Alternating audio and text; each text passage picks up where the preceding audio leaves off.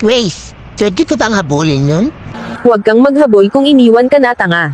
Masasaktan ka lang, ulol. Kaya maraming di makamove on. Dahil iniwan na nga, maghahabol pa. Pag iniwan ka, senyales na yun na hindi ka gustong panghabang buhay. Kaya huwag kang tanga. Ano ba yan, Grace? Konti lang yung sinabi ko, ang daming may sinabi. Personalan na yan, Lisa. O ito na lang, ibain ka na lang yung tanong mo. Sabi ka naman yung sinutumbo mo eh. Pwede ba ako sumuksik dito, Maring Grace? Huwag mong ipagsiksikan ang sarili mo, bobo. Kung wala ng space para sa'yo, dumistansya ka na lang, tanga. Kung patuloy mong ipagsiksikan ang sarili mo, masasaktan ka lang sa mga makikita mo. Ay nako, Maring Grace. Pinipersonal mo naman yung mga sagot mo eh.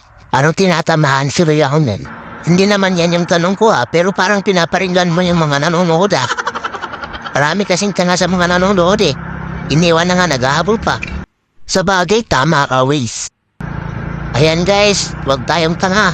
Kasi pati si Grace alam niya yung tanga tayo eh. Iniwan na nga tayo, maghahabol pa tayo. Wala na nga tayong space na ipagsiksikan pa natin yung sarili natin.